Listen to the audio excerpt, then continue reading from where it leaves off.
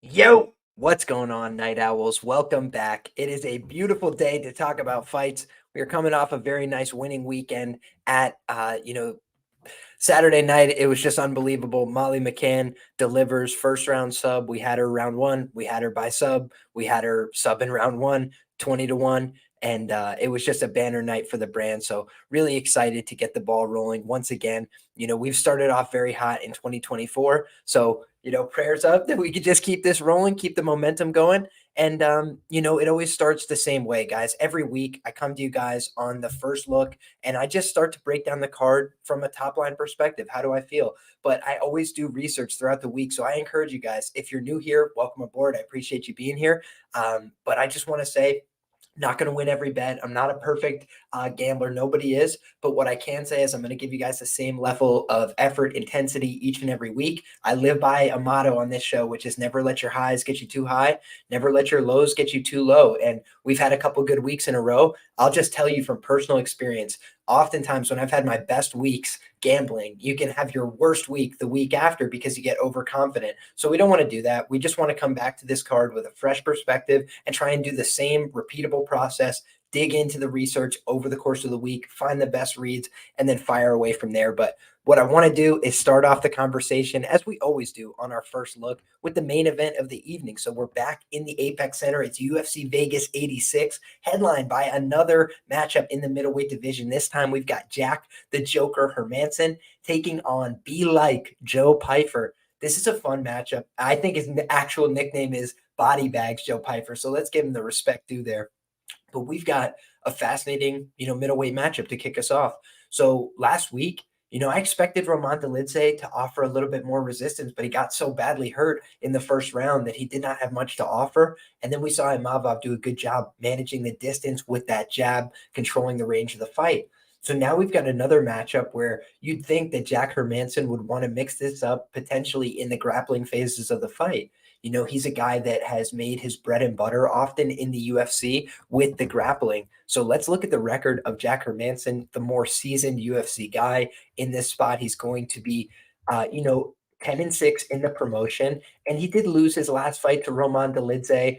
If you look at his recent run, it hasn't been going so well, but notable names on his resume include Chris Curtis, Edmund Shabazian. Those were both decision victories in his last two wins.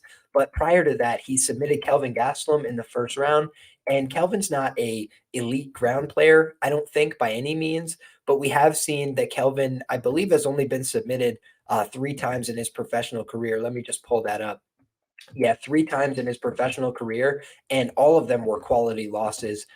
Jack Hermansson with that, random heel hook in round one. Chris Weidman wore him down and submitted him with a head and arm choke. There was a big size differential there. And then Sean Brady, who is a very savvy operator in the 170-pound division. So I think that when I'm looking at Jack Hermansson, one thing that stands out to me is the archetype of fighters that have beaten him. So if you look throughout his career, he lost to Cesar Ferreira, ended up getting finished in that fight. He was at a grappling disadvantage there. He fought Thiago Santos, and I thought that the power, the strength, the physicality, and the raw power of his opponent, Thiago Santos, was way too much for him. Maheta was able to just get to him early and often in that fight and ended up putting him away in the very first round. Then he rattles off four straight wins, and that was over Talish Leites, Gerald Mearshart, David Branch, and he was doing all of his best work on the ground. He put on an absolute stinker of a main event with Jacare Souza, where they mostly just, clinched against the fence. But he did end up getting the win in that fight. But it all led to the Jared Cannonier fight. And that fight, guys, took place in Copenhagen, Denmark. It was a really, it was kind of a fight set up for him to potentially take a huge step in his career, right? Home crowd behind him. And he just was not able to deliver in that spot. You could say the moment got to him, but I really think he struggles with some of these fighters that bring a lot of physicality and explosivity and can stuff some of those grappling attempts. It seemed like he was disheartened very early in the Jared Cannonier fight when he was getting his takedown stuffed. And then Jared made the read that all he wanted was the takedown. So he just started to snipe him with those uppercuts and was able to put him away early on in that fight. But you look at Jack over time, he did go out there and earn the Chris Curtis win by basically being a point striker, right? What we saw a lot of from Jack in that fight was that Jack was, using evasive footwork, spamming the low kick, and making his opponent miss, right? And when you think of Joe Pyfer, he's a young guy, and he's coming into this fight with less experience professionally and in the UFC than Jack Hermansson. So I think that might be Jack's approach here. Hey, I'm going to try and school this young kid. I'm going to try and give him a little bit of that veteran lesson, so to speak, and, walk him around the octagon. But now let's talk about the other side of this matchup. We've got Joe Pyfer, body bags himself, Northeast guy, Beast Coast, stand up, baby. He's fighting out of a couple different gyms, as far as I can tell. Looks like he's been training in Philadelphia primarily, but I know that he's done a little bit of work in Vegas as well. Let me look for Joe Pyfer's Instagram, see what the most recent results show us for his training situation. So it doesn't look very clear there, but he's training with Brendan Allen. Yeah, Marquez MMA in Philly. Seems like the primary, training facility. When I'm looking at this guy, I do think he's got a lot of raw potential. When you watch a guy like Joe Pyfer, and I actually predicted he was going to go out there and submit Abdulrazak Alhassan. Shout out to my guy, Pepe Sylvia, another one of New York's finest. He was cashing in big yesterday, one of the sharpest out. And, this is a guy that we identified, hey, he could go out there and get a submission. He could take this guy to the ground. He's been working on his ground game, and we've seen him go out there and win, just straight up grappling matches against other UFC level fighters. And I think some people might underrate his grappling just offhand because, he's not as experienced, or maybe he doesn't have the same belt or something. But I think his physicality is there. I think he's a difficult guy to deal with on the mat for anybody because he's a horse. He's very strong. And it just seems like he can muscle his way through positions that other people can't. So as he gets better and better, fight over fight, as he gets access to these better resources, more money, better training partners, frankly, which we're seeing. Again, he's working with a ton of great guys, Brendan Allen being one of them, a lot of very talented ground players, Sean Brady, another. So I just think of this guy as somebody on the rise, somebody that Dana White has kind of taken under his wing as like a pet project. And when you look at the top of the division and you're trying to say, who's a manageable task, with all due respect, I think that Jack Hermansson fits the bill in that regard. He's very talented on the ground. He has some savvy operator skills on the feet, but he's not the most dangerous guy in the division, right? You look at a lot of guys in this division, they can put your lights out super easy on the feet. When's the last time Jack Hermansson hit somebody with one punch and knocked them out? It's not very common.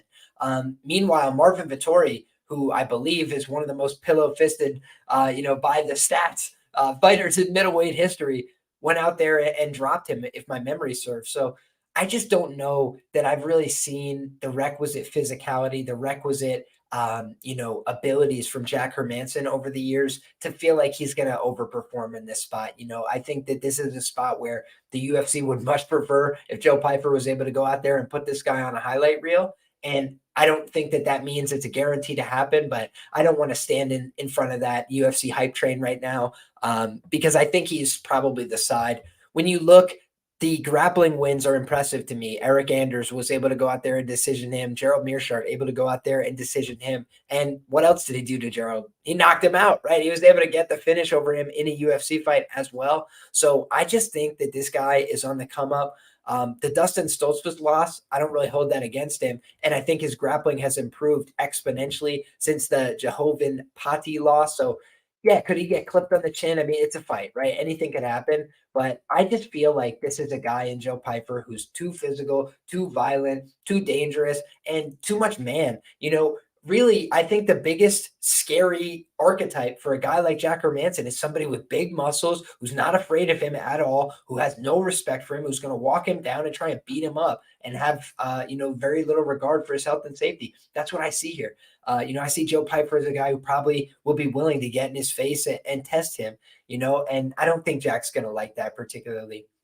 So if you look at the betting odds here, Joe Pyfer actually opened up a minus 250 over at Bet Online. and it got bet down. People are on the Jack Hermansson side here early. Listen, I get it, right? The more seasoned UFC guy, more experienced, and you're getting a big plus money number. Listen, I'll never hate on an underdog shot. It's just not one that I see. Personally, I think Joe Pyfer is being set up to win here, and I think he's going to deliver in this spot. So give me body bags to catch another body, and I think he's going to do it this time, in a big spot. And I think Jack's a good fighter, but I think every dog has his day, and he is the older fighter in this spot. We saw last time there looked to be a marked difference in the speed of the two fighters. And my guy, again, shout out to Pepe Sylvia, he mentioned that to me. He said, hey, there's a big speed difference between these guys, something you should take account of. And it was very evident on the night. I think there could be a speed difference between these two guys, but I think there will be a substantial power difference. So I think if somebody gets knocked out in this fight, it's much more likely to be the Jack Hermansson side.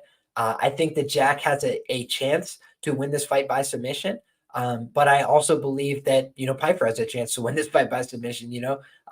We saw that Roman Dolidze had Jack in a position where he was almost finished. And, via submission, I'm talking about. And, Roman basically opted to TKO him there, but he could have easily grabbed the choke, grabbed the neck there. And I think that Joe Pyfer, he's capable of winning this fight by all methods. So do we know that he has the cardio to push for 5 rounds? No, we don't know that. And I think that's another unknown here, another intangible question. But personally, I think he's a guy that's going to show up having done the work. I think he's going to be conditioned. I think he's training with the right people. And I think he's going to be prepared on the night. So, yeah, in the main event, I'm looking at the Joe Pyfer side as probably being the right side. And I'm excited for that fight. I think it's a good step up in competition. I think it's going to tell us where he's at right now. But I really have a strong feeling that Joe Pyfer is going to be like Joe Pyfer once again and get the job done. Next up, guys, we've got Dan Ige taking on Andre Fili. Just want to shout out to the chat, guys, because we've got 35 people rocking with us live. I know it's late in the evening. Shout out to our guy YBB, friend of the show.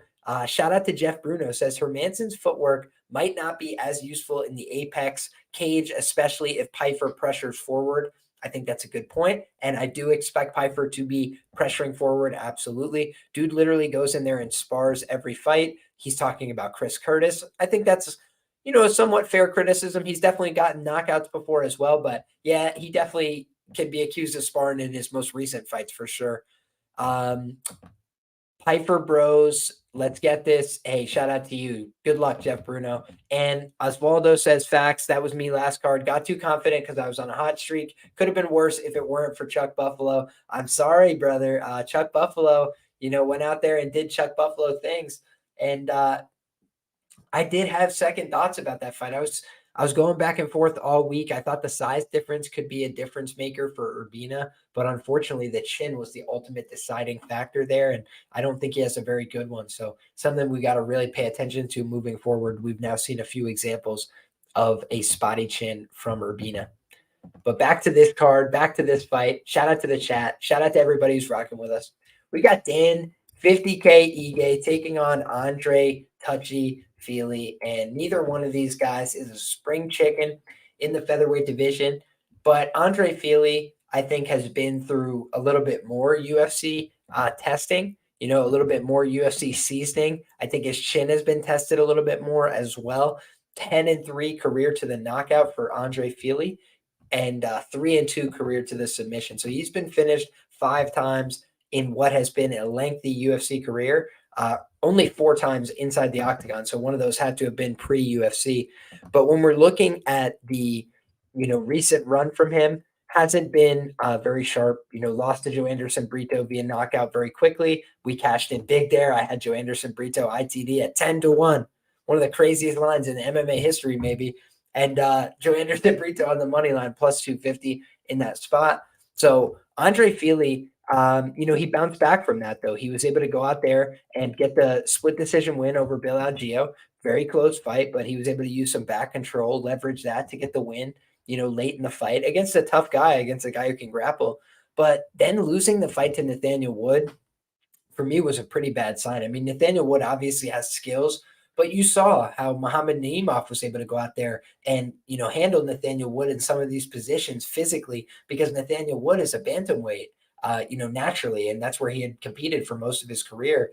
And I just did not think it was a great sign that, we've now seen Andre Fili start to get buzzed, rocked, hurt in a lot of these fights. He's still got power. He still has the ability to put up that high kick and get guys out of there and wobble them. But I've never thought that he had the best finishing instincts. If you look at his UFC run, he has 4 wins by knockout in the promotion, 7 wins by decision. So he's barely clinging to this positive record in the promotion at 11 wins, 9 losses, and 1 no contest. So now let's take a look over at his opponent, Dan 50K Ige. He's an extreme couture fighter. He's coming off a loss to Bryce Mitchell. Both these guys lost to Bryce Mitchell, and both of them went out there and competed, scrapped, made it an honest look, but both of them just were overwhelmed with the grappling success of Bryce Mitchell in those fights, respectively. Now, when we look at the Dan Ige side, he has a win over Nate Landwehr, went out there and earned a hard-fought unanimous decision where he landed a lot of damage, a lot of serious shots on Nate, went out there and folded up Damon Jackson, excuse me. Almost said Nate Jackson. That's a wrestler. And when you look at, the other losses, there's nothing really to sneeze at. Moksar Evloev, top guy. Josh Emmett, guy who fought for the title, top guy. Chen Sung Jung, obviously he's retired now, but certainly was a top guy till he went out.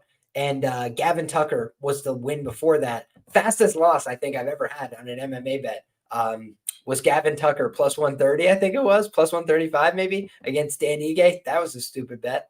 Own the wins, own the losses, baby. That was a really dumb bet. And, prior to that, he lost to Calvin Kattar as a minus 300 favorite in Calvin Kattar's UFC debut. So Darren, if you're asking me what my record is last card, it was about plus 8.9 units, 125% ROI, betmma.tips. You can check all my stuff. It's in the description box below. And yeah, so that was the results from last week. Glad you asked, brother. It was a good one. As for the fight that we're dealing with here, Dan Ige, prior to that, we have to remember he was on a pretty lengthy win streak. Dan Ige was on a pretty lengthy win streak. So these guys have lost to, similar crop of competition, right? Both of them have lost to Calvin Kattar. Both of them have lost to Bryce Mitchell. So now it's about finding out who's who and what's what and what time it is. And I just have this feeling that Dan Ige is too durable. Could I see Andre Fili winning a decision here? Absolutely. But I just don't see him really having a path to finishing Dan Ige. So I feel like Dan Ige is probably going to be the guy who has more paths to victory here. I could see him winning this fight by knockout. I would be a little bit surprised to see either guy get submitted here. They're both pretty talented on the ground. I believe they're both black belts in Brazilian Jiu-Jitsu, but I could see a club and sub materializing more likely for a guy like Dan Ige as well because he hits so hard.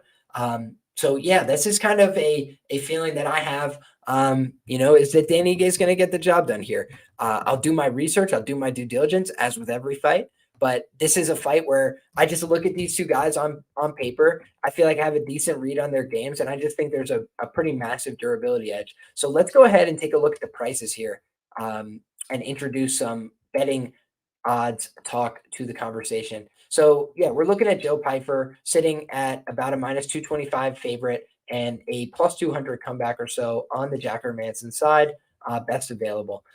We're now looking at the Andre Fili and Dan Ige fight, so let's talk about those odds, where we've got minus 175, the best price available on 50K Ige, plus 160 is looking like your best comeback on the underdog in Andre Touchy Fili. So this is a spot where I'm looking and I'm saying to myself, I don't want to bet on Dan Ige at chalk, but last time I tried to fade him at chalk, right, my guy got knocked out instantly. So I think that Ige is probably going to get the job done here. I think that Ige is probably live to finish, but he's not the best finisher himself. So it's probably a fight that's destined to go to a screw job split decision one way or the other. I'll think about this one a little bit more, but my gut says Dan Ige because he's got more paths to victory. Let's go back to this card, take a sip of the old coffee. I'll take a cheers to the chat. We got 45 people rocking with us live. Shout out to MMA Ricky. Says, yo, what's up, Liam? Made alive. Hey, welcome aboard, my man. Glad you could be here. And let's see what else we've got here. Ige decision. I wouldn't get too cute with this one, Glenn. Like I said, we've seen flashes of the chin from Andre Fili, and at his best, Dan Ige is a pretty powerful puncher in the pocket. I want to go big on Dan, but I got burned by Fili his last fight, so I'm a bit hesitant. Hey, fair play. Totally understand that. Fili is a difficult guy to cap. Sometimes he looks more durable than other times, and sometimes he's better than others. I'm getting PTSD hearing Brito's name. I had Pierce last leg of a 3K parlay. Oh, that's disgusting, Antonio. I'm so sorry. Pierce, he lost that eye on the ball, man. You got to stay focused against a killer like Joe Anderson Brito. He started talking a little bit too much, and it bit his ass real quick. I'm sorry for you, though, brother. Next up, guys, we've got a middleweight. Could this possibly be true? Ihor Potieria. He's been fighting at light heavyweight, no? Let me see something here. Yeah, he just fought at light heavyweight. And this fight is being listed at middleweight. Let me just check. Let me check a second source. I don't want to give you guys bad information, and Tapology, while being my primary source of information on this show, is not my exclusive source of information. So let us take a look here. Mixed martial arts, bang. Okay. Where are we looking here? Fight Center. Okay. Sorry, guys. I hope y'all can bear with me 2 seconds. I just want to make sure I'm giving you guys good information. Yeah, it says middleweight on ESPN as well. So we are going to proceed as though Ihor Potieria is dropping to a new weight class. Interesting move for a guy who's 6'3" with a 75-inch reach. I mean, he sounds like a pretty big guy. So I'll be waiting for confirmation and definitely for weigh-ins for more information on this fight. I can just tell you guys that straight up right now. Now, on the other side, I just got to come clean with you guys. I don't know Robert Bryczek, but he was scheduled to fight Jacob Malkoun, and then he was scheduled to fight Albert Duraev. So I was starting to think to myself, like, are they trying to get this guy a win, giving him Duraev, or were they trying to get Duraev back on track? So I have no semblance of a clue what this guy fights like, but let's just talk about his record for what it is. He was fighting in Octagon MMA. He has a loss to Kike Brito. I actually watched that fight, I believe. You know what? Let me see. I keep notes on a lot of these fights, so let me just see if his name brings up any results in my database.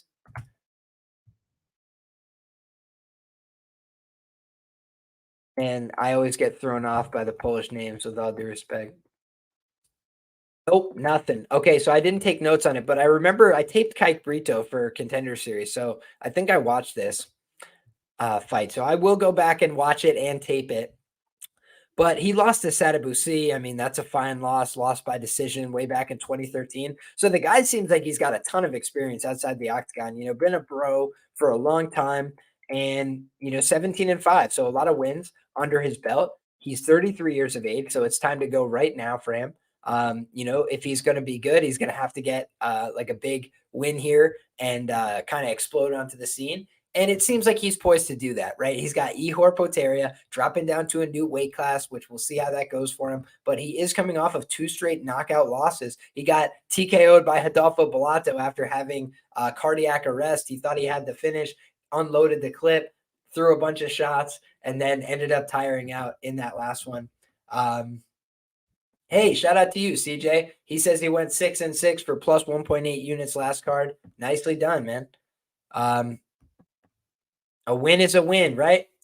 Boob says, Liam, thoughts on Extreme? Hey, I think it's a good gym. I think Eric Nixick's a great coach, but it's a huge gym. I don't think Eric coaches everybody personally. I think he's open about that. I think, the attention is divided between a bunch of different coaches there. And I think with a lot of gyms, with a lot of fights, it is what you make of it, right? So I think that there's a lot of people that take great advantage of the Extreme gym. And I think there's other people that pass through and maybe they're not quite as dedicated to the craft as some of the other people on the team. But that's just the way that it is. I feel like it's probably that way with every gym. Now, The loss to Carlos Ulberg, you can also forgive because Carlos Ulberg, pretty big guy, pretty fast. He's got the big hands, but Rodolfo Bolato, he basically had him on death's door and he wasn't able to get him out of the fight. Losing to Nikolai Negamariano, another fight where he lost via TKO, his only win in the UFC over Mauricio Shogun Hua. And then he did the disrespectful celebration. So I don't think the UFC has any love for this guy. I think they're happy to see him get knocked out one more time and kick him to the curb personally. And maybe I'm wrong about that. We'll have to wait and see. I will wait for the weigh-in, but I don't believe in Ihor Potieria based on what I've seen so far. And, his opponent here in Robert Bryczek was the guy that I was thinking about betting, just on blind faith that Albert Duraev had, given up on his fighting career. So, yeah, I'll definitely have to look into this one deeper. Let's look at what the current odds are, if there are any odds. I'm not even seeing odds for this fight. So if anybody has the odds, you can go ahead and let me know. But if not, we'll just move along to the next fight, guys. Liam, thoughts on people like MMA Guru, who knows nothing about betting on fights, making $1 million a year by being a troll? Listen, man, to each his own. I don't watch his program, so I don't know too much about his show. But I've seen clips, whatever, that are funny. So I'm not gonna say he's not funny. Like, I've seen some things that are funny, but I've also seen some things that, probably not my favorite, but it seems like the fighters can handle themselves, right? Moicano's like calling him out to a fight or whatever. He seems like he's a pretty big guy. He seems like he can take the criticism. I mean, big guy physically, standing next to Duplessis and that. So it's funny, everybody's like so hyped up over it. For me, I just, I wish everybody the best. I would say we're probably not in the same lane. I kind of do my own thing. I track my bets. I try and break it down analytically. I'm not trying to make a joke of everything. I try and, be funny within the normal bounds of conversation. But, I believe that I have a fairly serious betting audience, people that are trying to either learn something about betting or, learn something about the fights. And so I try and give you guys that respect and that attention, and also the same to the fighters. So that's what we try and do on this show, but that's why there's different shows. That's why there's different content. Vote with your dollars and vote with your eyeballs. And if you enjoy shows like this, hey, drop a like on the video, get subscribed to the channel. We're talking fights here all the time, and that will not stop anytime soon. Going to keep the ball rolling. So not a great fight for me in terms of my prediction powers. I don't feel very strongly about that one, but yeah, I did. Oh, Ihor was minus 180, says Antonio, now down to minus 160. Yeah, I'm kind of surprised that Ihor is favored in a UFC fight based on what we've seen so far. So let me see how bad this Robert guy is and get back to you guys. Brad Tavares, another Extreme Couture product, man. A lot of Extreme Couture products on the card tonight, huh? And he's an Extreme Couture lifer, right? Brad is one of these guys that I've always loved in the UFC. He goes out there and he's a perfect measuring stick for a lot of fighters. Very difficult to finish for most people. Duplessis, right? He's like the killing machine. The only two guys he didn't finish in the UFC, Sean Strickland and Brad Tavares, two Extreme Couture warriors. So Eric Nixick's got something in the water over there. These guys are just differently tough. Same thing with Dan Ige, right? Ihor is the underdog. Huh. We're getting conflicting information in the chat. So we're just going to have to let that one ride. But I appreciate both you boys. But in any case, right? Back to this fight. Brad Tavares. A lot of things to like about him. And he's coming off a win. He got that bounce back win over Chris Weidman, his 15th UFC win, absolute road warrior, 15-8 in the promotion. Pretty difficult strength of schedule along the way. But I think that he might have sacrificed something with his chin in that Duplessis fight, because we saw his very next fight with Bruno Silva. He got cleaned up very quickly. And, that was something that you never want to see. Bruno Silva, very powerful guy, very devastating, but it just seemed like he got to Brad really quick in that fight. So a little bit concerning look. You look at the Omari Akhmedov fight. I believe I bet Brad Tavares and Brad Tavares by decision there. He is one of the best anti-grapplers in the UFC. That's what I've always said about Brad. I think that what he does well is he prevents a lot of takedowns. Shout out to AJ's. What's up, everybody? What's up, Liam? What's up, AJ's? Welcome aboard.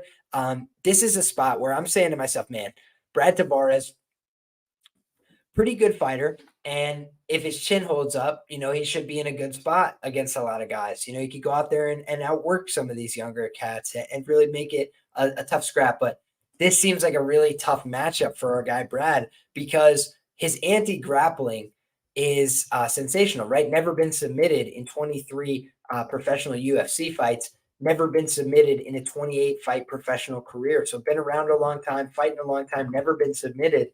But here's the problem, I think, is that Gregory Robocop Rodrigues is not really a grappler, right? He likes to go out there, trade on the feet, and he could probably detonate on the chin of Brad Tavares if he's able to land here. So it's not a certainty that he'll be able to do that, certainly. We've seen Robocop get rocked, buzzed, hurt. He's definitely capable of getting all those things in return.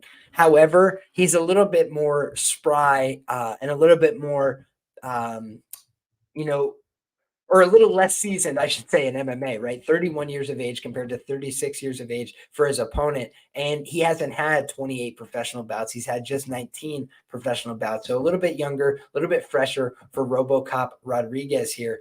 And you see that last time out, he went out there and got the win in somewhat controversial fashion over Dennis Delulian, but he was able to get the takedown there. He was able to get top position in that fight. Against Bruno Ferreira, he got knocked out in the very first round. That was a pretty tough look for Robocop. He was a significant favorite in that fight. He was the much bigger guy, and he got cleaned up quickly there. He lost a split decision to Armen Petrosyan. He lost via knockout to Jordan Williams. So there's definitely been times where Robocop has been chin checked, where he has had some things to answer for, and even chin checked by Bruno Lopes way back in the day in 2014. So a number of times he's been caught on that chin, buzzed, rocked. 5-2 though in the UFC promotion, put together a pretty solid record, and I believe he's had a child. He took a step away from the octagon after that Bruno Ferreira fight, and he got the Tululian fight canceled, then rebooked, and he was able to finally get that big win there. Now we're seeing him return to the octagon.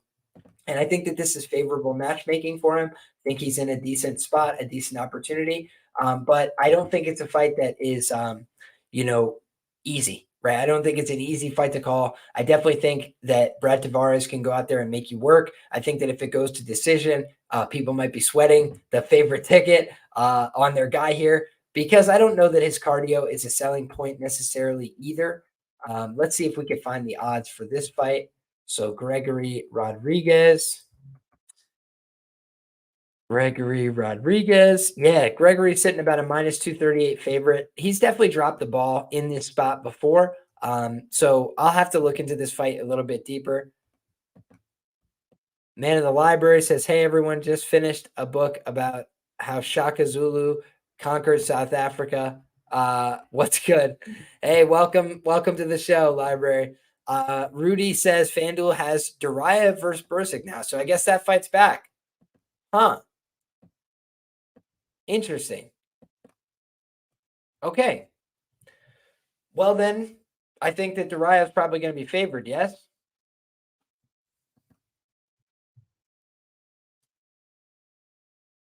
Yeah, Darrius is favored. Interesting. All right, I better research this Robert guy soon because I don't have enough to say. But yeah, I wouldn't feel comfortable laying those parlay prices on Gregory, but he is in a favorable matchup here. All right, next up, Michael Johnson taking on Darrius Flowers. Man, this is a spot where Johnson is definitely the way more experienced guy, right? He's got all these UFC wins. He's done a lot of things right. But 13 and 15 in the UFC. He is underwater in the promotion, guys. Does not have a winning record. His last time out, another older fighter in Diego Ferreira was able to sleep him with that overhand right. He's a good fighter, but guys, he's 38 years of age. He put Michael Johnson in the absolute box. Michael Johnson also lost a very close competitive split decision against Jamie Malarkey. Mark Diakese went out there and kind of fought like a bonehead, gave up that fight and lost the decision there. He beat Alan Patrick, who's simply not very good. And prior to that, he was on a 4-fight skid where he lost to Clay Guida via unanimous decision. He got ankle locked by Thiago Moises after a 10-8 first round. Stevie Ray beat him via majority decision. Josh Emmett absolutely flattened him in the third round of their fight. So he's had a couple really bad knockouts now in his career that he's going to have to try and recover from in this spot. And I do think that he could have, some technical advantages against a guy like Darrius Flowers, who's 12-6-1, right? He doesn't have the world's best record either. He did get finished in the second round by Jake Matthews as well in his promotional debut. But you see that he went out there and he got a win on Contender Series. He was prior to that on a 3-fight winning streak, all two of those wins via knockout, one via unanimous decision, and two of those were in the LFA as well. So he's done a pretty decent job. He had fought some boxing as well. He's not a world beater by any means, but 29 years of age, he's a much younger party in this matchup. And,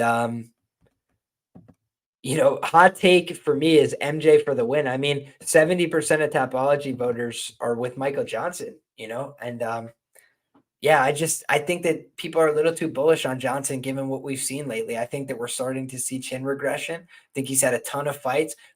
From everything I understand, guys, Michael Johnson is a guy who is in the gym having war after war after war. And that leads to you being a really good fighter, right? That's how he can get wins over these good guys. But also it can lead to your chin being compromised, especially later in your career. And that's a guy who's been in a million gym wars, and then also a ton of really brutal fights inside the octagon. So a lot of people are expecting him to bounce back here. Easy money. Flowers sucks. Flowers is small, whatever. I mean, I think it's possible, but I think people might also be surprised if Darrius Flowers just knocks this guy out in the first round. And Odd Jays is hitting the nail on the head. Excuse me. Flowers can win by KO. And same thing. Flowers hits hard from our guy, MMA Ricky. I agree with you guys both. Rudy says, good bounce back fight for MJ. He's slow and not technical at all. I mean, the whole problem is, though, if MJ gets hit once in the chin, the fight could be over. So there you go. We'll just have to agree to disagree there. But I'll think it over more. Like I said, it's a fight where I should give both these guys their due. On the Michael Johnson side, he does have some big wins in the UFC. Prior to those rough runs that I described, he had beaten the likes of Andre Fili, who's fighting on the card. Granted, that was a close split decision, but he knocked out Dustin Poirier in the very first round back in 2016. We got to give him the respect for that. Beat Edson Barbosa back in the day, but a lot of his recent fights are riddled with losses. It's been a very salty record for Michael Johnson. And I think MMA Ricky is also hitting the nail on the head here. I mean, I'm agreeing with you, Rudy, that he's not losing to bums, right? He's losing to good fighters. But the question is, at what stage, 37 years of age, do you start losing to worse fighters than you have ever before? And by the way, when you've lost to this list of fighters in the UFC, Reza Madadi, Miles Jury, Paul Sass, Jonathan Brookins, Nate Diaz, Beneil Dariush, Khabib Nurmagomedov, granted, we're getting better, Justin Gaethje, Darren Elkins, Josh Emmett, Stevie Ray, Thiago Moises, Clay Guida, Jamie Malarkey, Diego Ferreira. Is there a lot of great fighters in there? Absolutely. No doubt about it. Couldn't say anything less. Are there a lot of very, middling UFC fighters in there? There certainly are. So I do believe he's a good fighter, and I believe that his time may just have passed him by. It's a weight class where the speed, the timing is pretty unforgiving. 37 years of age, coming off the most brutal knockout of your career as a significant favorite. I mean, good luck. I'm not saying that it's not going to happen. I'm just not seeing it personally. I feel like this is probably closer to a pick'em.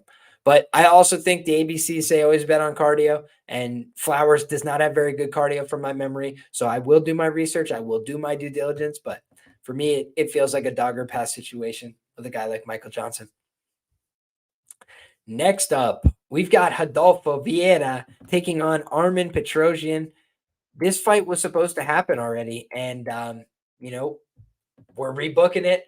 You guys know my thoughts on rebooked fights. They're not my favorite. I did end up betting on that rebooked fight with Muslim Salikov and Randy Brown right before the fight started. I had 7 units of action on the card pre-fight, on my Bet MMA tips, tracked bets, but I did end up adding that bet after we were having such a good night because I was up on the night. I was feeling good. And I also had this read, that I was teeter-tottering on all week, which was the fight not to go the distance. And, I was happy I took advantage of it in that spot. And in this spot, let's take a look at what the props are if they're available. I don't even know if any props have come out on this fight. It seems like there might be a total. Oh, gosh. Total set to the over under 1.5 rounds. That's disgusting to me. Yeah, so forget about the props on this one. What we'll have to do is we'll have to wait for the full prop menu, in my opinion, because I don't like that pricing. But in any case, what we have here is Rodolfo Vieira, primary grappler. But he's starting to improve a little bit with his stand-up as well. His defense on the feet is horrific at times. He's rigid, he's stiff, but he does pack a pretty decent punch. I think people forget that he was able to jab Chris Curtis a number of times, do some damage to his face. And he kind of competed on the feet in that fight. He didn't get any takedowns, but he attempted a bunch of them, and he went out there and really tried. But the thing about Rodolfo is that he can sometimes just self-immolate, kind of implode when he is under pressure, but he puts on for jiu-jitsu. We call him the black belt hunter for a reason. He's a very dangerous guy on the mat. He can finish anybody in the UFC, basically, when he gets them to the ground. But if he doesn't get the finish, sometimes he spends himself looking for victory. We saw Anthony Fluffy Hernandez survive very dangerous positions against Rodolfo. He looked like he was nearly finished a couple times, but he was able to dig deep, find his way through those positions, and Rodolfo just had no answers. And with Armen Petrosyan, I've been waiting for this guy to get submitted because he gives his back in every fight. He lets a lot of people get close to some attempts and whatever, but he just does a very good job staying stingy. He's got a big muscular build, does Armen Petrosyan. He's got, the big traps, and he's just kind of hard to get wrapped around. He's kind of hard to get a secure hold of.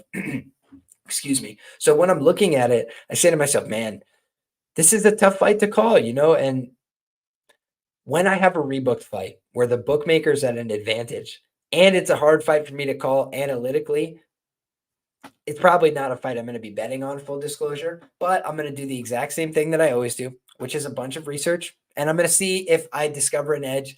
I'm going to go back to my old research. I probably have done a pretty extensive write-up on this fight, if not independent research on each of the fighters. So I'm going to put together my documents tonight, send that out to Patreon, get everybody ahead for the week. But for me, what I'm just feeling like here is, this is a greasy fight, and I probably don't want anything to do with it. But I'm wishing my guy Rodolfo Vieira luck. We got to stop some Brazilian hate sometime. And he's 34 years of age. He's getting up there in age. I'd like to see him get a big win and push his career forward. But it could go either way there. Should be a fun scrap in the middleweight division. That's going to round out our main card discussion, guys, and we're moving to the preliminary portion of the card. So want to give a huge shout out to the chat as well. MMA Ricky dropping the knowledge that full props will drop on Bet Online at on Monday night. So that's awesome. I'll definitely check that out. Man of the Library says he's listening to Three Doors Down while watching this. Hey, cheers. Appreciate you being here. Hope you're enjoying the music. Hope everybody's having a great evening. I know that I am. It was a blessed weekend.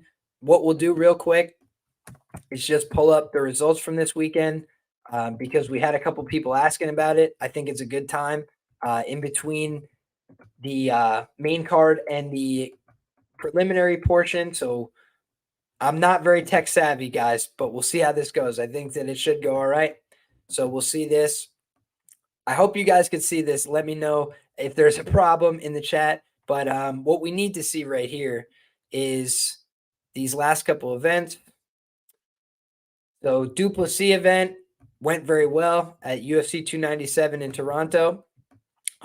We hit the Duplessis money line at plus 108, ended up closing a chalk favorite there. And Robertson via KO, plus 900. Robertson KO2 plus 2,500. Very happy with those bets. Very happy with those results. And then as for last week, we missed on Natalia Silva. She didn't give herself the present that we wanted her to get. And what we did see, though, is Molly McCann by sub in round one, 20-1. So very good night at the books, and excited to get back to work again for next week, because I always say the bookie's not going to pay you for the work that you did last week. But appreciate you guys that support. Appreciate you guys that rock with us. Appreciate you guys that watch the show. Won't get every pick and prediction right, but what I try and do is when I zone in on a read to make a bet, I try and make those the ones that I get right. And last week, it was Temba Garimbo KO round one in my Roto Grinders article. It was Molly McCann sub round one in the Roto Grinders article. Put it on stone. Both of them hit the bets as well. Very happy about that. Very happy about that. So back to work, guys. Trevin Giles taking on Carlos Prates, and Trevin Giles is a very inconsistent fighter in my view, fighting out of Houston, Texas. He's 6 foot tall, 74-inch reach, and he's actually going to be outsized in this matchup, which is not super common for him, especially since moving down to this welterweight division. When you think of a guy like Trevin Giles, you think to yourself, man, this guy used to fight at middleweight, right? He fought Duplessis. He had a couple decent strikes that he landed before he got flatlined in that fight. And when I'm looking at a guy like Trevin, I say to myself, he's got potential, he's got some abilities, but we've just seen it fall apart for him so many times in the UFC. And often it's that guillotine that does him in, right? Gabriel Bonfim, guillotine choke in round one. That was just craziness. I bet him in that spot. I thought he was going to go out there and compete, because normally he doesn't get, routed in the grappling. He normally gets beat in the grappling down the stretch, if anything. But instead, Gerald Mearshart, guillotine in round three. Zach Cummings, guillotine in round three. They just made it expedited with that Gabriel Bonfim round one sub.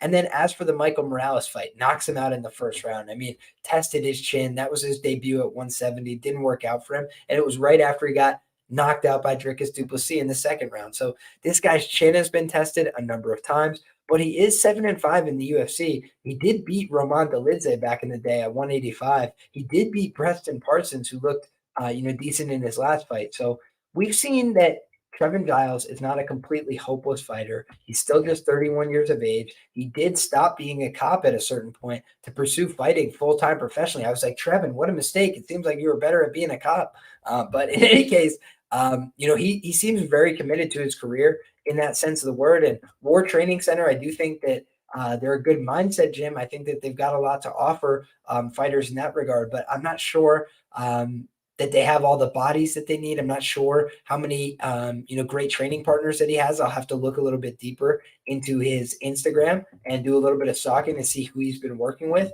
But let's talk about Carlos Prates on the other side. 17-6, right? A little bit of a salty record for a UFC debutant, but he absolutely starched Mitch Ramirez, who was an undefeated fighter on the Contender Series. And it seemed like a foregone conclusion almost that he was going to get involved in the big show. He lost, back in 2019 in a one event to an undefeated Gaji Murad Abdullayev. That guy is still undefeated to this day, 8-0 as a professional. So there's really not a lot of shame in that loss. And prior to that, he lost, to a bunch of other what seemed to be jacked Russian randos. And so I think he's probably built up a decent level of experience outside the UFC. He looked to be juiced to the gills. If my memory serves, on the Contender Series, I believe I predicted him to win that fight inside the distance. Library says he's been having bad dreams lately because he's been watching too much violence on TV. Anyone else get that? Well, this guy is nicknamed the Nightmare, so maybe that's a little subliminal messaging. But in any case, Carlos Prates is a guy, that's gone out there and had a lot of fights. He's taken on a pretty tough level of opposition, it seems like, broadly speaking. And I do feel like he's probably ready to take this step up in competition.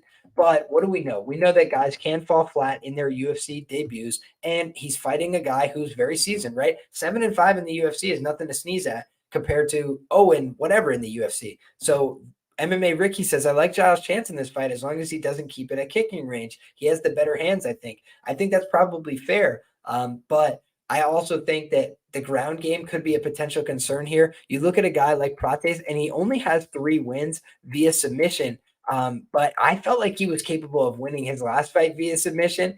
I felt like he was probably levels ahead in all areas, but he just seems like a guy who likes the knockout. He wants the knockout. So we'll have to see if he's able to defend takedowns here. I will do a tape study on this fight. Let me see if I have Carlos Prates tape handy.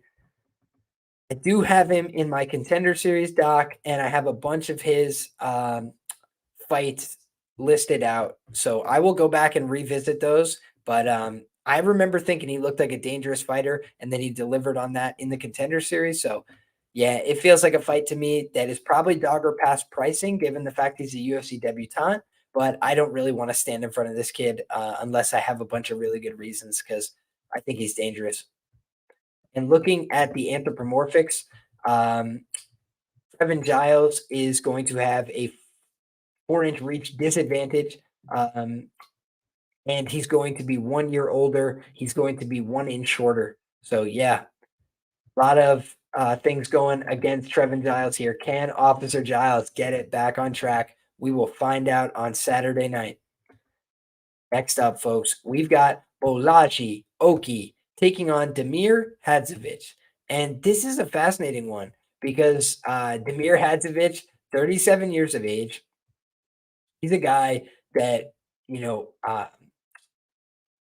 he's definitely struggled for a lot of his UFC career, right? Lost to Mark Diakese, but it's basically guys that go out there and try and wrestle him. He has no answer, right? He got taken down by Mark Diakese. He got taken down and choked in the first round by Renato Moicano, leading to one of my favorite moments in UFC history. I wanted to keep fighting. You shouldn't have submitted me. It's so funny. They're having an argument right after they finish fighting because Moicano wanted more resistance, and Hadzovic like, I simply couldn't offer it, sir. So it was just a funny interaction. But in any case, you look back, Christos Giagos. I think of Christos Giagos as a guy who's pretty fragile and definitely capable of being cracked. And he was able to go out there and, I believe, leverage his takedowns. Let me go to UFC stats so I'm not talking out my tuchus. But that is what I believe happened in that fight, if my memory serves. Let's look at Damir Hadzovic. Yeah, he gave up 6 takedowns to Christos Giagos, along with 5 minutes and 23 seconds of control time. So guys that have went out there to wrestle and grapple Damir Hadzovic have had a lot of success. Guys that have stood on the feet, like Yancy Medeiros, like Marco Polo Reyes, like Nick Hine, if my memory serves, they've struggled. Alan Patrick back in the day was also able to get the win over him. Why? He only landed 28 significant strikes, guys. So it had to have been those 9 takedowns that he got. So I think that that's so, transparent. That's what the guy's problem is. He gave up 8 takedowns to Diakese. He gave up 6 takedowns to Giagos. He gave up 4 takedowns to Marcin Held and still won that fight via knockout. That's impressive stuff. And he gave up 9 takedowns to Alan Patrick. So this is a guy that's been giving up too many takedowns in his losses. That's like the key to the puzzle. And Bolaji Oki on the other side only has 1 career win by submission, 8 wins by knockout. So he does seem like a primary striker, at least on paper. We'll have to see if the results bear that out. And his win via sub was over Hiram Rodrigues, 17-29. So not a great career record, but he did beat somebody who is 13-0 in Nair Melikian. So that seems like a pretty solid win. And I do think that the matchmakers were expecting Dylan Salvador to get the win based on Dana's reaction. Shout out to my guys from the Couch Warrior show and also from Chronic Combat Conversations. I believe a couple of those guys had pointed out, the facial reactions and stuff. And when you look, Dana White did have like a weird reaction. Like he definitely was like, okay, like this guy's getting signed, whatever. But I felt like they brought in Dylan Salvador to get signed on Contender Series. And I think they were very surprised that Bolaji Oki just dealt and sent him to the land of wind and ghosts like that. So, huge win for Bolaji Oki there. And now he's getting a very winnable fight, I feel like, in his first UFC outing. When you look at the rankings, Damir Hadzovic, I'd have to think, is probably towards the bottom. 14-7 overall professional record, 4-5 in the UFC. So he's looking to keep his head above water here. He's looking to keep that even keel record, not dip to that negative record inside the octagon, try and get it back to even, try and get it back to balanced. And Oki on the other side, he's the much younger fighter here, significant advantages in the anthropomorphic category. So let's go through them here. 28 years of age compared to 37 years of age for Damir Hadzovic. We also see a 1-inch reach advantage, or excuse me, a 1-inch height advantage for Oki, 5'10", compared to just 5'9" for Damir Hadzovic. And then he's also got a 3-inch reach advantage, 73-inch reach compared to 70 inches for Damir Hadzovic. And as for Hadzovic, the other thing that stands out on paper, 34% takedown defense per Tapology, just dreadful stuff. Really not stuffing the takedowns. So yeah, it seems like Bolaji is probably going to get the job done here. But again, the one principle that I want to say still applies for me is the debutante jitters. Guys going in there and making a mistake. He is a Contender Series guy, right? So he's fighting back at the scene of the crime, the UFC Apex, the new home of the UFC. But I do think that it always feels different when you're fighting, in a bigger show, bigger stakes. So I think that Bolaji looks like the more dangerous guy of the two for sure. I've never really been a Damir Hadzovic guy, but I also think, sometimes we just see debutantes underperform a little bit. And when you look at Bolaji, he has 2 wins by decision. I'm going to watch those and just see how his cardio held up because he does have a loss via decision as well in his debut as a professional. So he should have a decent amount of footage out there to watch, and I'm going to go out there and try and scout it all and see exactly what we're dealing with Bolaji. But I thought Salvador was going to get the win, but I also think that I believed it was a super competitive fight on Contender Series. So we'll go back and revisit our articles and make sure that we're fully appraised for bets and banter later this week. And I'm going to try and have some more content rolling out this week. Might have a couple other random guest appearances this week as well. So if you guys have some people you want to hear from, if you have questions, comments, concerns, topics, go ahead and fire those off in the comments section down below. I really appreciate it. And I will get back to you down there. But without further ado, let's move to the next fight here on the card where we've got Loma Lookboonmee taking on Bruna, Brasil. And this is a spot where I think to myself, man, Bruna, Brasil went out there against D. Gomes and she got cleaned up. Her confidence looked to be shaken. It didn't seem like she had that much to offer there. And it's not like that was the first time she's lost. She's lost in boxing before. She's lost via injury before. She lost to Ariane Carnellosi way back on the regional scene as well. So she's dealt with some adversity. And then she got back on track, right? Beat Shauna Bannon. And I think I had like a 0.25 unit bet on Shauna Bannon. The Irish woman had my heart there, was hoping that she could go out there and produce. And I just hadn't liked what I had seen. I thought that the Marnik Man fight was a little bit of a setup for Bruna, right? She's much bigger than Marnik. She was able to kick her in the head at like hip level. So it was just a crazy height disparity in that fight.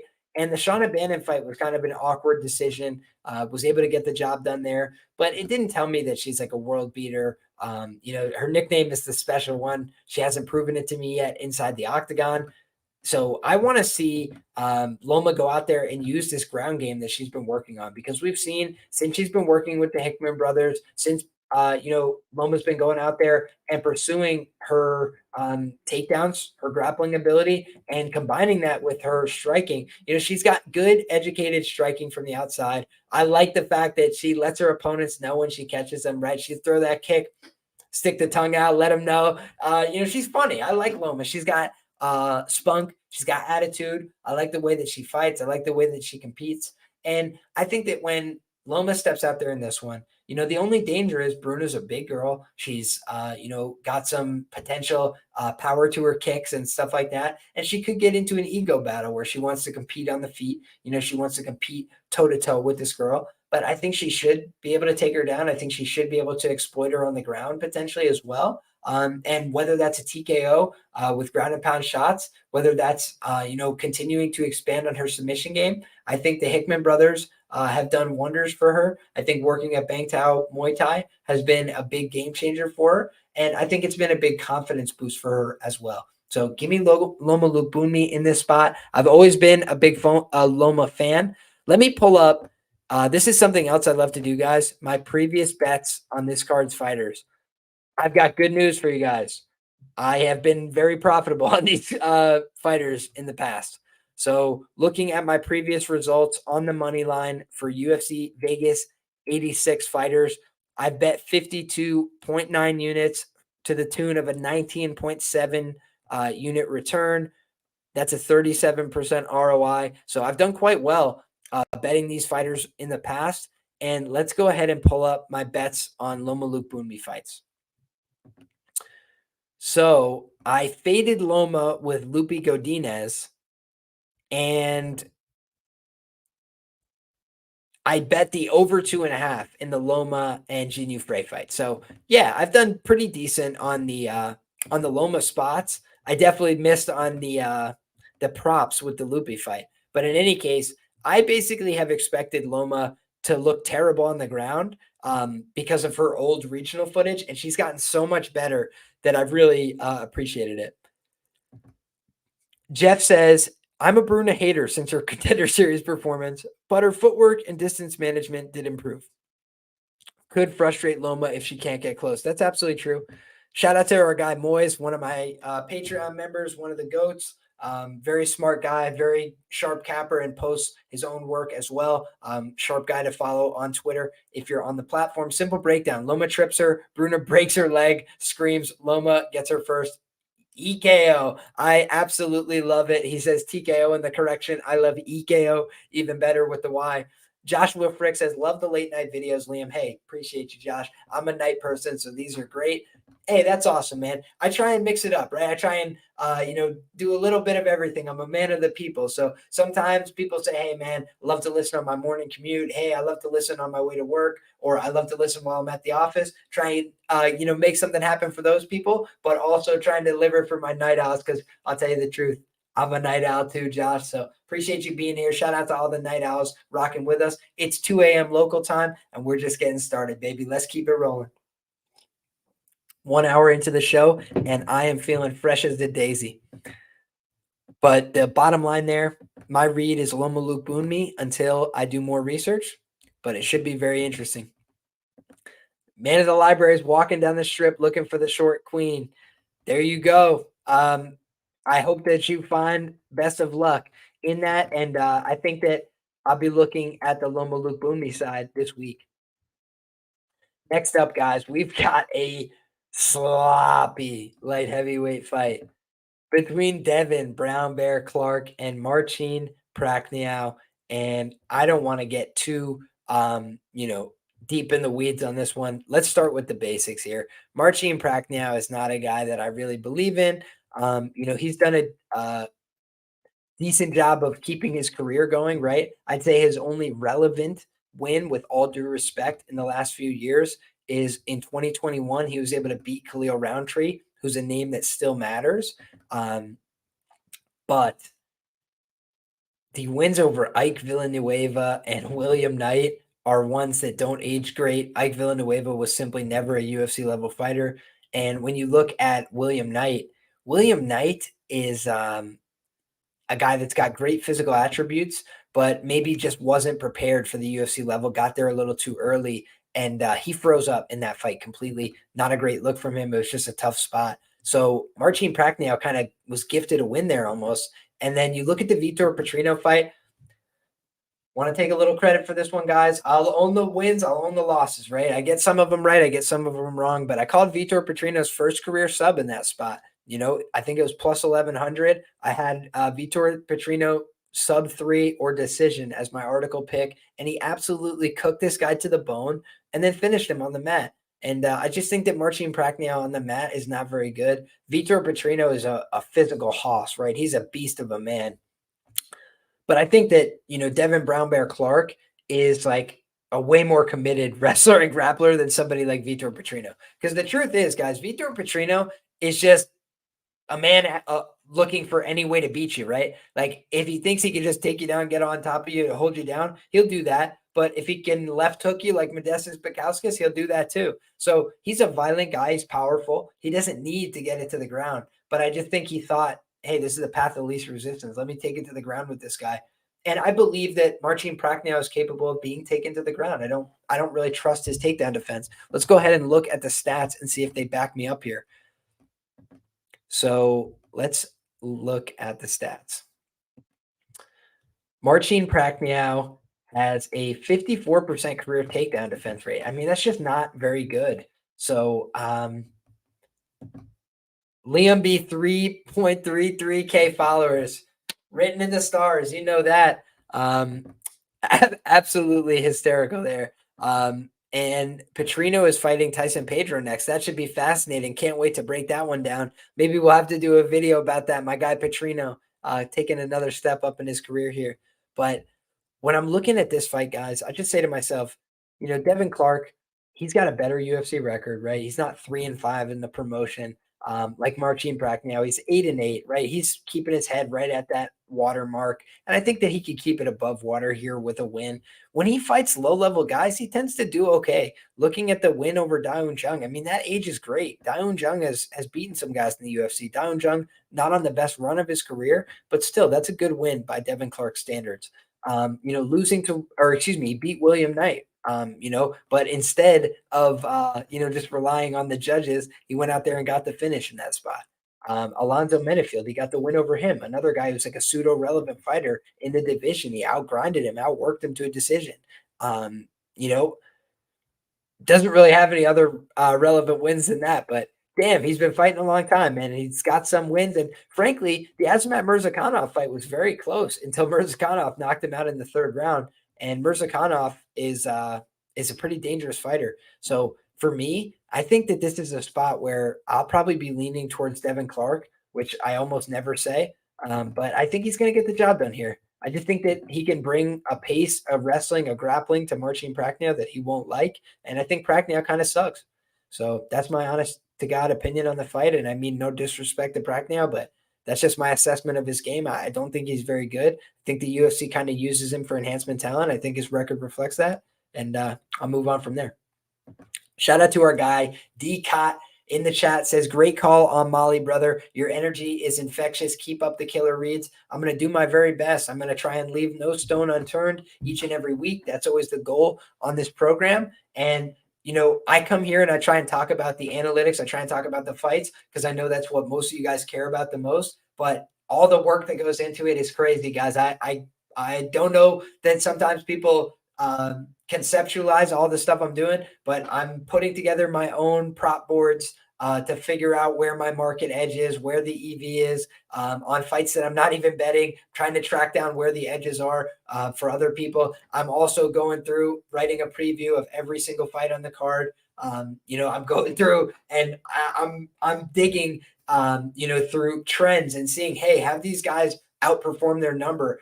Have people been too high on them, too low on them? I'm trying to get a gauge of where the public perception has been, trying to leave no stone unturned every week. Shout out to my guy, MMA Adam Martin. That's something that he said back in the day. It really stuck with me. And that's my approach now. It's what I try and do. I have a lot of steps to my process, but that's my ultimate goal, is to leave no stone unturned. So that way, afterwards, I can look myself in the face and say, I'm proud of the bets, whether they win or lose, because of the work that went into them, the research, the thought process. And if you don't love me on the bets that I lose, then you won't be around for all the bets that I win. And I've been doing a lot more winning than losing. The past several years, all track third party. So I encourage you guys, check the record for yourself. And if it's something that you believe in, then keep on rocking with me. But right now, I'm leaning towards the Devin Clark side in this matchup, and we can move along to the next fight on the card, where we got Jeremiah Wells taking on Max Payne Griffin. And this is a battle of two guys that are both really athletic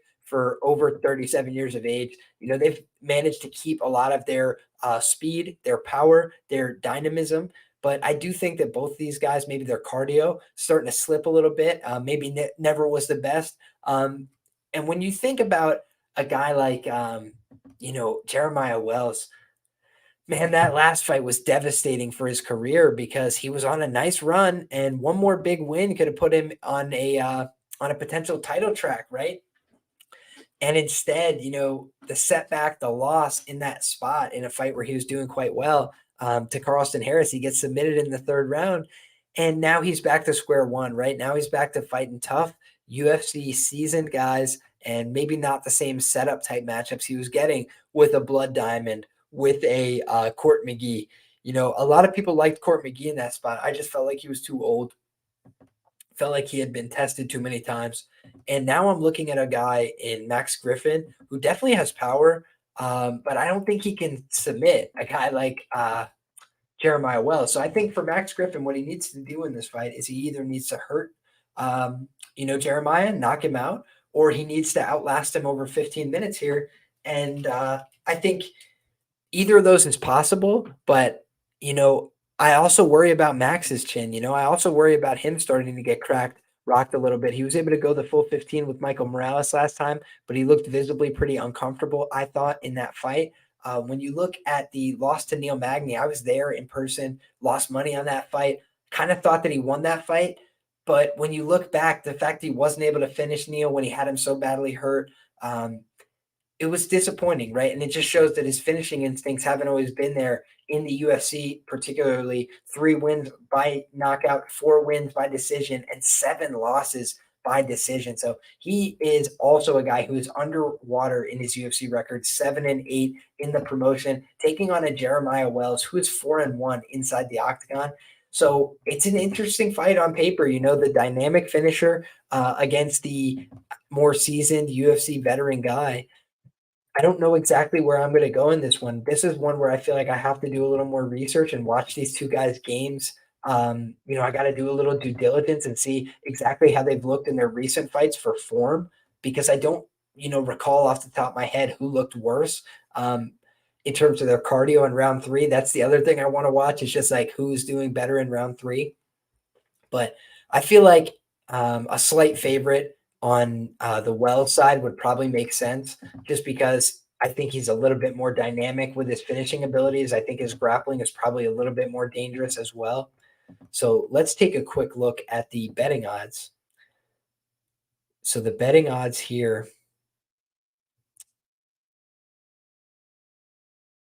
Am I going insane? Am I not seeing them? Here it is. Jeremiah Wells is entrenched as the favorite. Yeah, so I really don't feel like advocating a play on this either. Jeremiah Wells at chalk is not a great investment in my view in this fight. So, yeah, this is probably just a pass for me. I'll have to look into this one a little bit deeper to get a better betting read. Max Griffin might have just a little bit more to offer here, but who knows? It's a really tricky fight. And I did meet the coach of Jeremiah Wells, so I think I got to lean with Jeremiah Wells here out of respect. Next up, guys, we've got another light heavyweight fight. Bogdan Guskov is taking on Zach Pauga. And this is a weird fight. Bogdan Guskov, cut rate, Uzbeki, Anthony Smith. I wish him the best, but I bet him last time out thinking that, Volkan Ozdemir hasn't looked the best, and he just absolutely steamrolled him, right? So Bogdan Guskov, he definitely has had a flash of, looking chinny in that Vashilev Vasilevsky fight in AMC Fight Nights. He got absolutely starched back in 2020. And it was not a great look at all, seeing him lose that fight to Volkan in the first round via rear naked choke. He was just getting dominated in that fight. If my memory serves, I just remember on the night thinking I was disgusted with myself for having bet him. Just Win Baby says they sent in the hitman to take out the trash. Yeah, very possible. And you see Zach Pauga went out and got absolutely cleaned up by Muhammad Usman. And I, expected that, right? I thought a lot of people were too high on Pauga in that spot. I thought he looked supremely undersized. And that was a fight that did take place in the heavyweight division. We've since seen him drop down to light heavyweight, where he split results. He lost to Modestas Bukauskas in a very close, boring decision. And he defeated Jordan Beverly Hills Ninja Wright in a boring close fought decision. So he has not been the most entertaining UFC fighter, that's for sure, but 1-2 record with the promotion. And Pauga, is taking on a guy who has a more decorated finishing record, right? But no wins by decision. So Bogdan Guskov probably going to be ITD or bust in this spot, right? Should be an interesting one. It's a light heavyweight fight. So if he was a massive underdog, I could definitely consider taking the shot. He's only plus 122 in this spot. So I don't love that pricing. Bogdan last time let me down so bad, but I'll have to think about how the grappling matches up here. I don't know that Zach Pauga is extremely dangerous on the ground or with the hands. Let me just look at his record. So Zach Pauga has only one finish win. Oh, man, maybe the UFC is trying to get this guy beat. Man, that's funny. That's funny. I got to look into this one a little bit more. But I've never been sold on Zach Pauga. And I think Bogdan Guskov looked terrible in his UFC debut. So it's not an easy fight for me to call. Light heavyweight slop, and it feels like it should go under, which seems correlated with Bogdan. So who knows? Who knows? Weird fight. I got to give that one some real consideration. But Bogdan burned me so bad last time. I don't know. Next up. Or actually, I got to check one last thing. The anthropomorphic on this fight. I got to say it, guys. Bogdan does actually fit a system criteria for me, which is the younger fighter with more professional experience. He's also going to be 1 inch taller. So he does fit a system play for me, but I don't know. I gotta really look into that one. Next up, we've got Hyder Emil taking on Fernie Garcia. And this is a featherweight bout. Fernie Garcia has been on hard times, right? 3 UFC losses in a row. And the UFC kept him around, right? I believe they signed him to a 4-fight deal off the Contender Series. And they said, hey, we'll let you honor your contract. We'll let you finish this out. And Hyder Emil was supposed to take on a couple different opponents, right? Shailin Narderbekov, he withdrew from the fight. Okay, no problem.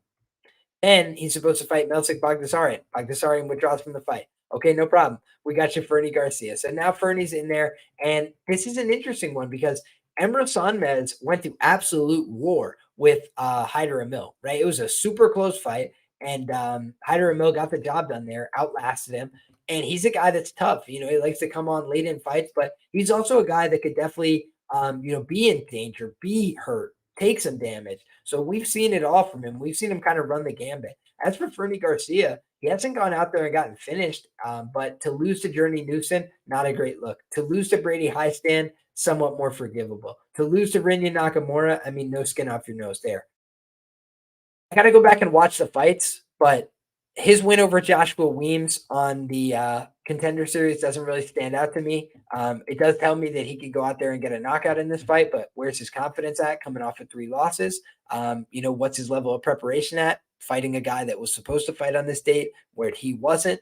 But Hyder Emil, he's making his UFC debut. He is on a 9-fight win streak. He's done pretty well for himself, but he hasn't had many huge wins. He got the win over Chase Gibson and the win over Emre Sanmez. Those are probably his only UFC level wins on his resume. So he's trying to get his 3rd UFC level win, and Fernie Garcia is trying to prove that he is UFC level. So why would he take a featherweight bout? He is a small bantamweight as it is. Fair play. And let's see if Emil has been fighting at featherweight his whole career. Yeah, it seems like Emil is oh, no, he's done a couple catchweights at 140.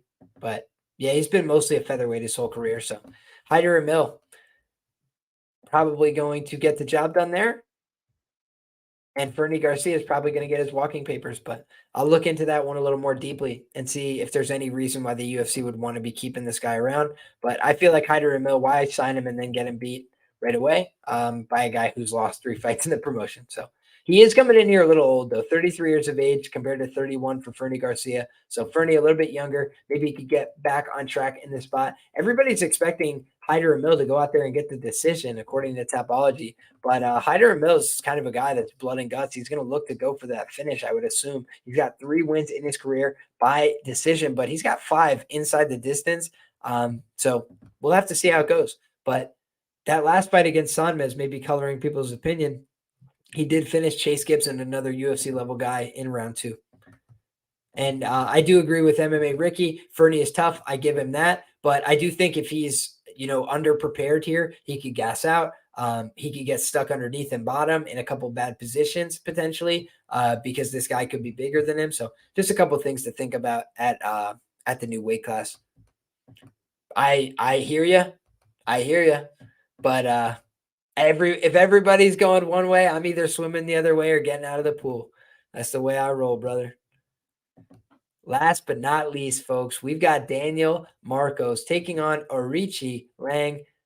And Daniel Marcos is a undefeated Peruvian prospect. He has gone out there and delivered so far in the UFC 2-0. His last win over Davey Grant, a split decision, somewhat controversial, but he was able to get the job done. I think he even did that on enemy territory. Yeah, he went to London, England and got the win over dangerous Davey Grant. That's a man's work right there. Got the finish over Simon Oliveira in his UFC debut. Got the unanimous decision win with little doubt over Brandon Lewis on the Contender Series. And this guy has been aces his whole career. He is on an extended winning streak from his amateur days, 21 wins in a row. This guy is absolutely sensational in that sense of the word. And when I'm looking at the Orichi Lang side, saying to myself, the win over Johnny Munoz is all right. The loss to Ayman Zahabi, not great, but Ayman Zahabi has weirdly found a ton of power later on in his career. So good for him. He's timing his shots. He's putting people down. The win over Jay Perrin does not tell me a lot. The win over Cameron Else tells me almost nothing. The loss to Cody Durden, again, that's very fair. The loss to Jeff Molina, not the worst look. But then back in 2018, he was losing unanimous decisions all over the place. So tough guy, tough to put away, but it's not impossible. Daniel Marcos seems like a guy that could go out there and give him some trouble. He's got a lot of wins by knockout. He's got a bunch of decision wins. His ground game seems to be coming along. He seems to be doing all the right work in South Florida to improve his game. So I think that, Rich might be onto something. He says Marcos TKO. I kind of agree with that take.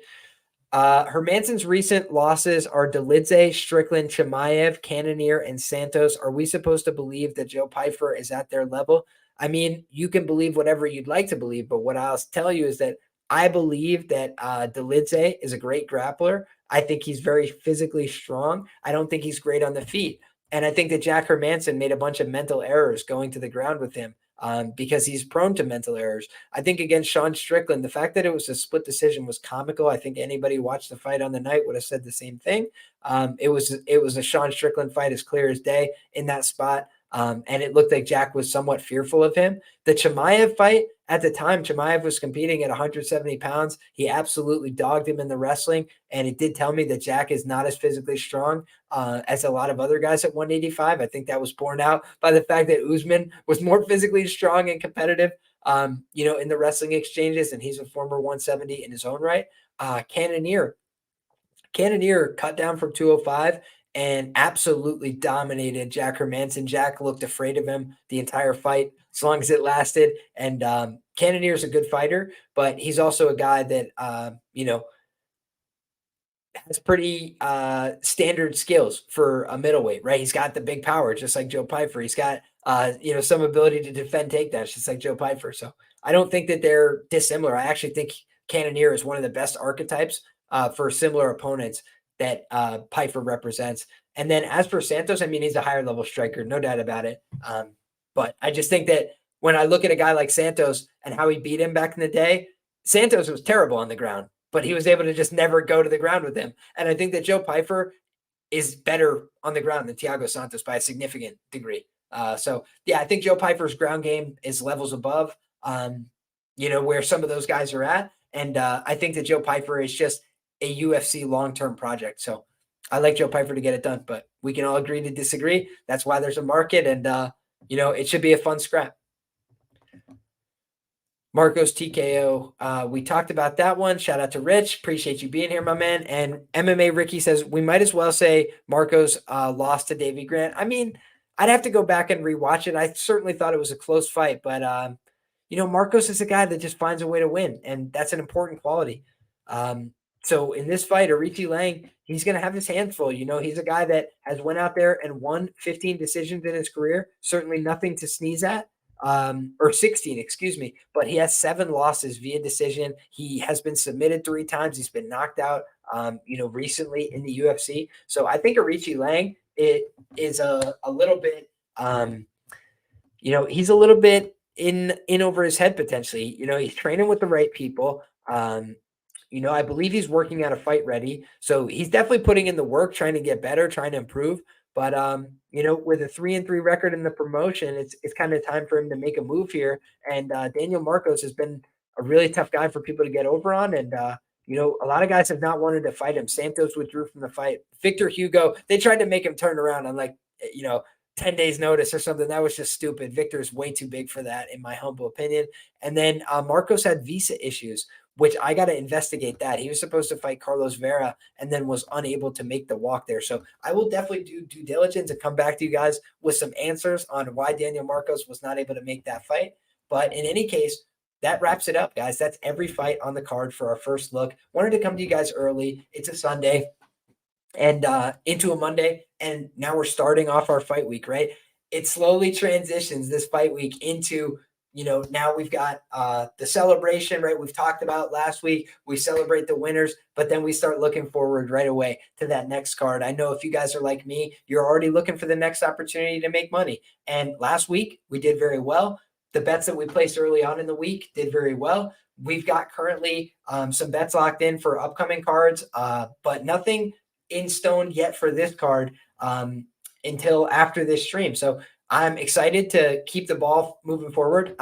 If you guys have any questions, comments, concerns, please go ahead and get at me in the description, in the comments down below. I really like to hear from you guys. And I also want to say, if you're not already, go ahead and follow me on Twitter at Liam Picks Fights. If you're on that platform, it's a place where I share a lot of really useful information. I had threads about Molly McCann, why she was going to dominate in the grappling potentially. I had threads about both the main event fighters that laid out a lot of what they did well, including how Nasruddin Imavov dictates space with the jab. So not trying to waste your time on there, not trying to just, engagement farm or anything. I'm trying to make sure I'm asking substantive questions. If I'm asking questions, I'm putting up relevant information, detailed betting trends, things that other people aren't doing, and also trying to support good people in the community, people that are doing good work. I try and share that as well, put that in front of you guys. So a lot of big things coming soon from the show, a lot of big announcements as well. Make sure, if you don't mind, want to show a little support and love. If you cashed in on Molly by sub with the